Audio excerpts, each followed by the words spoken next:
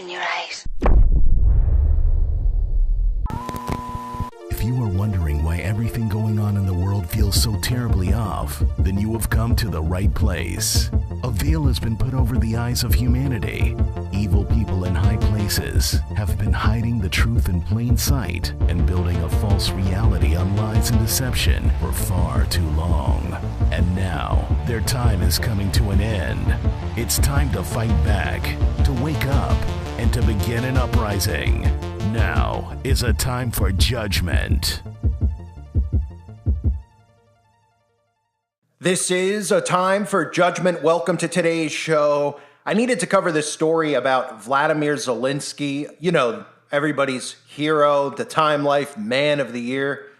And again, I want to put a disclaimer in this that obviously we all support Ukraine. We all love Ukraine. I have currently wearing my Ukraine t-shirt as I'm recording this. I have a Ukraine flag tattoo actually that I'm working on getting.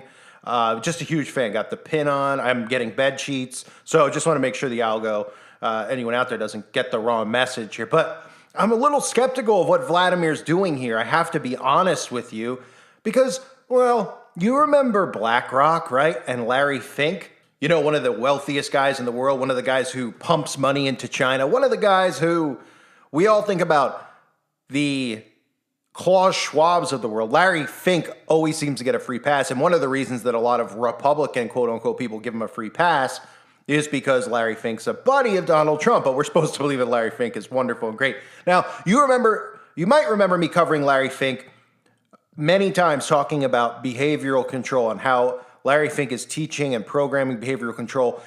BlackRock is one of the biggest companies in the world as far as data mining goes. But here's Larry talking about behavioral control.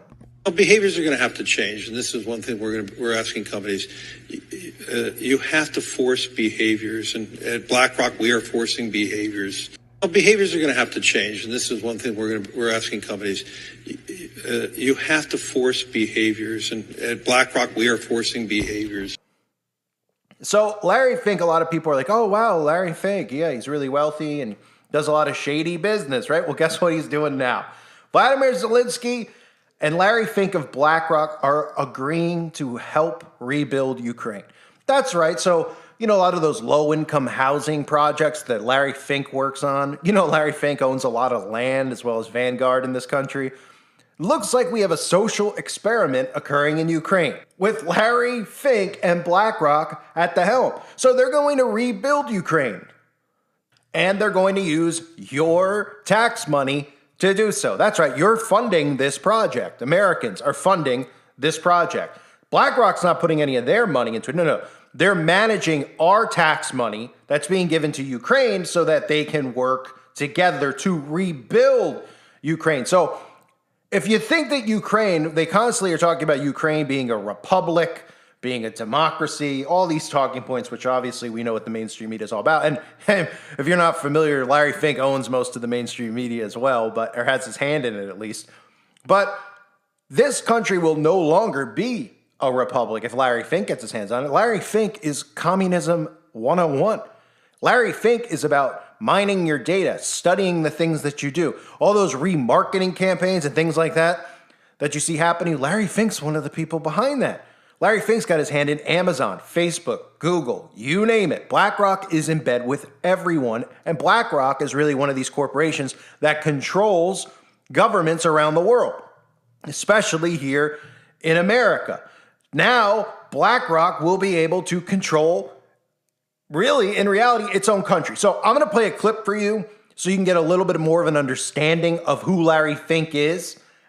And then I will go into more detail about this partnership with Zelensky. Here's a look at the history of Larry Fink. Someone put a video together that sums it up pretty well. The history of who he is, what he's involved in, a lot of the spying strategies of China. These are all things from Larry Fink directly. And now Larry's going to be rebuilding Ukraine with your tax money. This is a company most people have never heard of, and this company quite literally owns the world. Most US banks are controlled by BlackRock. BlackRock owns all the major pharmaceutical companies. BlackRock owns most of the mainstream media, and BlackRock oversees roughly 10% of all stocks traded worldwide. And this company is now taking over governments. All of this has allowed BlackRock to amass $10 trillion in assets. Yes, trillion. BlackRock is worth half of America's total GDP. It's so crazy that the US and Chinese government now rely on BlackRock to escape recessions, with BlackRock's founder and CEO now sitting on the boards of the influential Council on Foreign Relations and the World Economic Forum. In the words of Henry Kissinger, whoever controls the money controls the world, and no other company in history has had this much global influence. And what's even crazier is that BlackRock did this in just 34 years. But you want to know the best part? You've probably never heard of them for a reason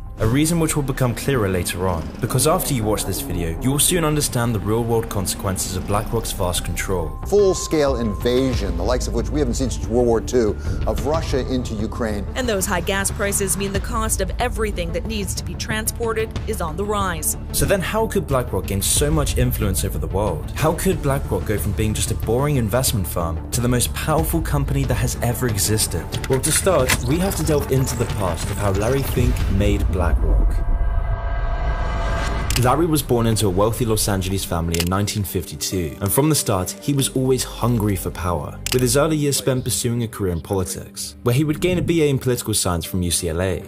However, he soon enough realized that politics isn't where the real power is, money is. Following this, he changed his focus early on to go into banking and real estate. And while at college, Fink was immersing himself in the world of the rich and powerful, having been a full-time member of the secretive Kappa Beta Phi, a group that's members included Michael Bloomberg and the Goldman Sachs chairmen. Fink took full advantage of these connections and started a career in the mortgage bond department at First Boston, a boring New York-based investment bank. This was where Larry would make his mark on the financial world, because over his time at First Boston, Fink became one of the highest earning employees, generating over $1 billion. He was unstoppable and it seemed like he was going to be crowned CEO. Larry became an expert in these little understood investments during his time. However, this success didn't come without a price. He wasn't going to make this money for someone other than him, and so he began creating a ticking time bomb, and only he knew how to defuse it. So in 1986, his risky practices and ambition caught up to him. After a few too many risky trades, Larry made a huge blunder. He lost $100 million of this bank's money in just the space of months. All the goodwill and reputation he had gained was crumbling into dust, leading to him being banished from First Boston. It seemed like world domination was just a silly fantasy, that he would never make it to the top. However, Fink wasn't giving up his power this easily. Instead, he would use this disaster to his advantage, vowing to make risk management and avoidance his main focus from now on. And so after becoming unemployed at age 36, Fink would team up with some of his old connections from Kappa Beta Phi. And in 1988, BlackRock was formed. In no time at all, Larry was making bank. In just 5 years, BlackRock went from being worth $5 million to over $8 billion. However, it wasn't all smooth sailing. During this time, a power struggle would emerge between who would control BlackRock's future, because Fink wanted a bigger piece of the pie. He didn't want to share his plans for world domination. So in 1995, he would pressure one of the co-founders, Schwartzman, to sell their stake in BlackRock for $250 million. A stake that would now be worth over $12 billion alone. But after these power games, Larry Fink's path to world domination was unstoppable. Larry Fink became more and more powerful over the next decade, but this still wasn't enough for his ambition. Now earlier on, I mentioned a ticking time bomb that Fink helped create in his early days at First Boston. Well, this time bomb was now ready to explode, and in 2008, the worst financial crash since the Great Depression struck the world. Traders saying this is the craziest day they have ever seen in these markets. Veteran traders saying they've never seen anything like it. The movement in oil prices so fast. The most serious recession in decades. And that means life, as most Americans know it, is about to change. And the best part is, this was all under Larry's control. Larry Fink's mortgage-backed securities had been the fuse all along. And because Larry Fink knew the 2008 crash would happen, BlackRock's focus on asset management sealed them from the crisis. In fact, this disaster was an opportunity for Larry Fink, because Larry was the only man on Wall Street who could fix this crisis. And so with Larry's personal connections with the Treasury Secretary Timothy Geithner, BlackRock secured an uncontested contract to manage the assets of multiple banks that crumbled during the crisis. Exploiting this disaster faster to become the most powerful man on Wall Street. But still, this was only Wall Street. This still wasn't close to world domination. So how could Larry Fink control governments and the world economy? Well, BlackRock made another breakthrough by offering ETFs. Now, this might sound quite technical, but ETFs are a type of investment fund that puts money into all the companies in a certain industry. And these new investment funds proved wildly popular because of the stability and solid returns. And unsurprisingly, BlackRock became the largest player in this new market, reaching the top of its industry, sucking up money from everywhere using its new money management platform. From the biggest banks to the smallest retirement funds, BlackRock had a hand in it all. BlackRock was starting to control everything. They bought stakes in pretty much every major corporation on the stock market. I mean, if you look into who owns pretty much any major company, you're almost guaranteed to find BlackRock's name. Larry could also see the power technology would have in the future economy, which is why BlackRock poured masses of wealth to build a supercomputer that analyzes what investments will make money. This program, named Aladdin, would go on to manage over $20 trillion worth of assets for BlackRock. For context, $20 trillion is more than the entire United States' GDP. BlackRock would then use this money and its assets to further exert their control over the economy, and now they are inextricably tied to governments. And like 2008, the Federal Reserve hired BlackRock to manage their investments to protect them from coronavirus-led recessions. And BlackRock has used this dependence to grow their empire even further, allowing Larry Fink to be a billionaire oligarch that holds unprecedented power over not just the economy, but the entire world. He controls trends, culture, foreign policy, and the banks. He has world leaders at his beck and call, with BlackRock overseeing assets worth 10% of the world's global economy. BlackRock now owns stakes in every industry, from media companies, banks, oil companies, and weapon manufacturers. And in recent years, the consequences are becoming dire as Larry Fink begins to exert his control over the world. One of the ways BlackRock controls the world so well is through its control of the media. Together with Vanguard, an investment company they also partly own, BlackRock now controls 18% of Fox, 16% of CBS, 13% of Comcast, who themselves own NBC, MSNBC, CNBC, and Sky, and they even own 12% of Disney. This is very important because it means that for any of these companies to decide on company policy, they must now also consult with BlackRock before doing so. And it's just the same with big tech. BlackRock is now the biggest institutional investor in Google, Facebook, Twitter, Amazon, and so many more. I mean, the list of their investments in companies is just endless. And by extending its reach in such a dramatic way, BlackRock now has control over more than 90% of the media, which might also be why you've never heard of them. Because controlling the media is a very important step for BlackRock to take over the world. If everyone knew the consequences of BlackRock owning over $9.5 trillion in assets, some questions might start to be raised. And you see, BlackRock's control isn't just extending through information in the media, but also through the entire world's economic and political data. And as I mentioned before, this is all done through Aladdin, where Aladdin accurately predicts the outcome of every single investment. But the question is, where does Aladdin get this information from? Well, that's where things become very jarring. You see, because of BlackRock's ownership of banks, insurance companies, social media giants, and even pension funds, Aladdin now possesses huge amounts of personal data on everyone who has ever knowingly or unknowingly given BlackRock money. And with such a powerful tool under their arsenal, everyone now wants a piece of the pie. And by controlling this much data, BlackRock now controls governments, because BlackRock can use this data to sway companies and even government decisions. For example, BlackRock successfully lobbied to get a contract to manage the EU's regulation of banks. However, this backroom deal is now being investigated as BlackRock themselves own the banks they should be regulating. And this is just one of the many examples of these sorts of actions. A 2016 study in the Journal of Finance documented that investment companies like BlackRock show, quote, widespread behind-the-scenes intervention in the companies that they own stakes in. And this problem only gets worse as BlackRock owns stakes in nearly all major publicly traded companies. And now with our current recession, BlackRock is buying as much homes and real estate as possible, causing regular house prices to skyrocket. BlackRock profits when a society doesn't own their homes but rents, because BlackRock can squeeze even more money out of the economy through mortgaging off these artificially inflated homes. But this whole situation becomes even more sinister when you realize BlackRock's power is now being compromised by other actors. For example, in August 2020,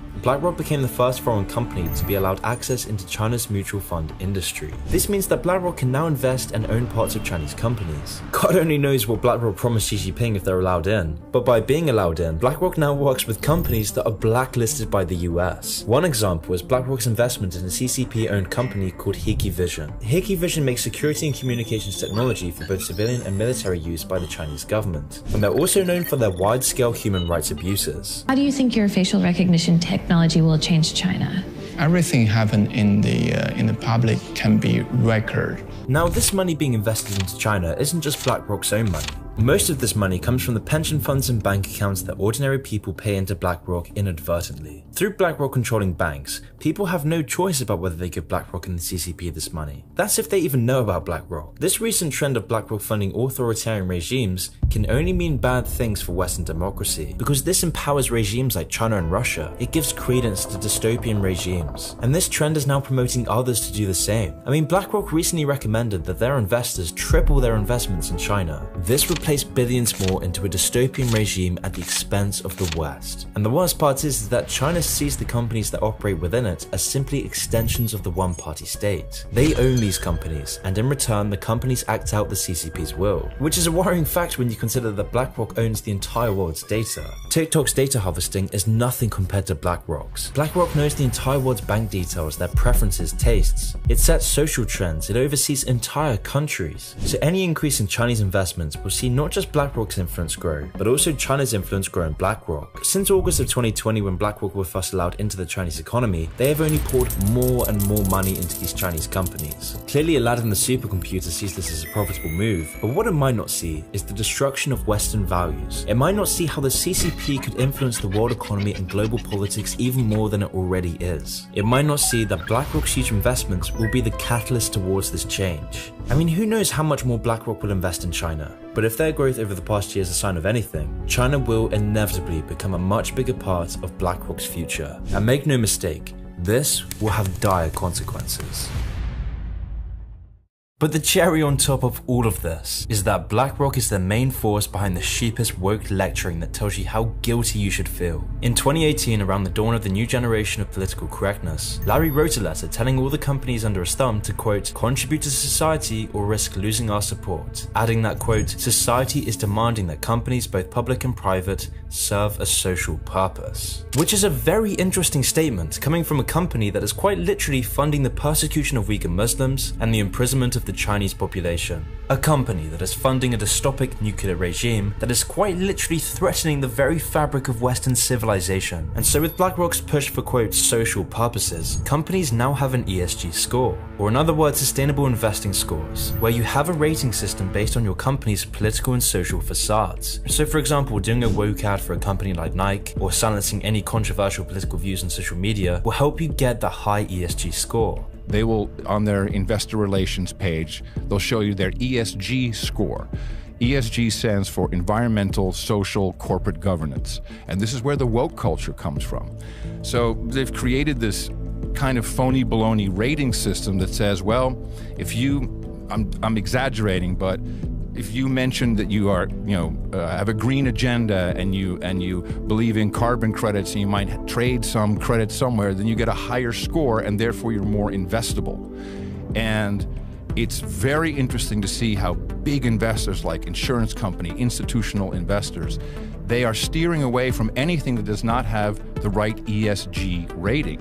And if the past tells us anything, it seems like BlackRock is only destined to control more and more of our daily lives. Through Larry Fink's close ties with government leaders around the world, with his huge influence over the World Economic Forum, and his position on the boards of the Council on Foreign Relations, BlackRock is only destined to metastasize. So perhaps BlackRock defines the new era of our globalized world, where ruthless, predatory corporations amass more power than countries, where our politics and society isn't dictated by votes, it's dictated by investment boards controlled by BlackRock, delivering us a more generic, mindless, vapid, and vicious culture. Perhaps BlackRock is just a monument to a world divided between too big to fail companies and powerless, moneyless, and joyless citizens, where companies like BlackRock buy up all our houses, inflating our currencies and profit from our conflicts and turmoil. That's why you can't buy a house. That's why we're more divided than ever. That's why too big to fail companies are defining life in the 2020s. Because we no longer live under free market capitalism, we live under a system for socialism for the rich. So he seems like a great guy, right? He wants to control your behavior. He wants to monitor what you're doing on the internet. He wants to monitor what you're doing in your bathroom. He wants to monitor what you're doing in your bedroom. And a lot of this technology, like this facial recognition stuff, that we're seeing more and more in China, social credit scores, a lot of this stuff stems through a partnership with their government and BlackRock and corporations like BlackRock. And pretty much what they're going to turn Ukraine into is it looks like a corporation.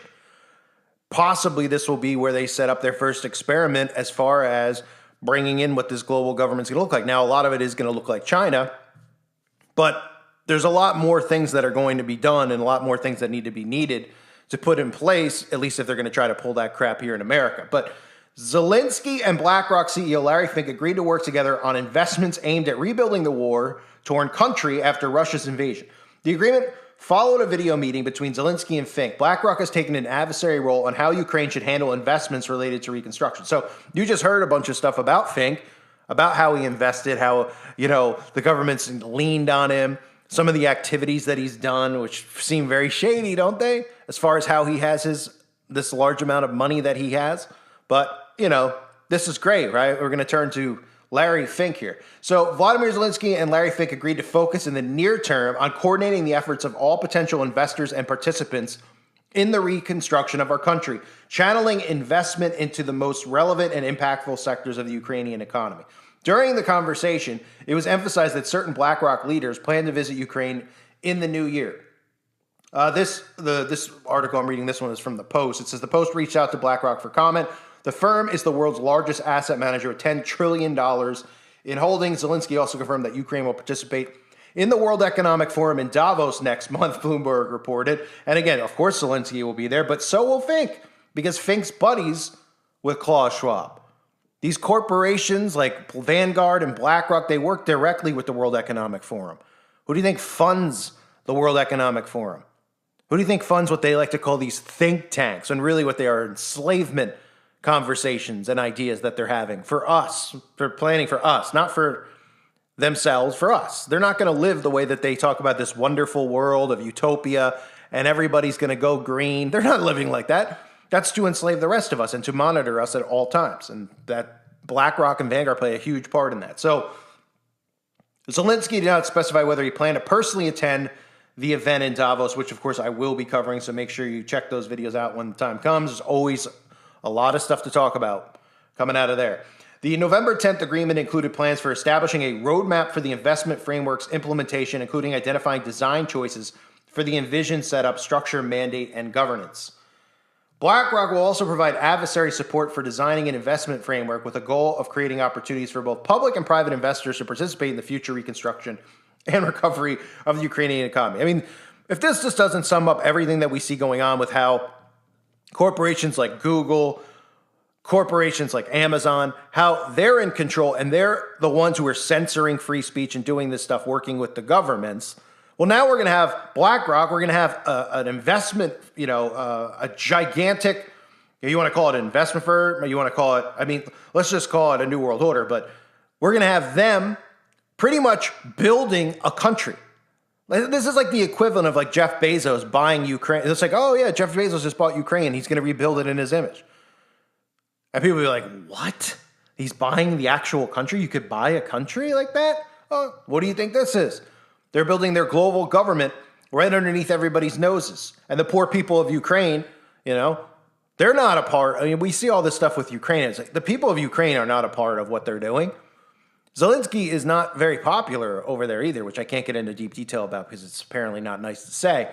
But all the stuff you see is just the opposite is what's really occurring as far as Zelensky and what the people over there.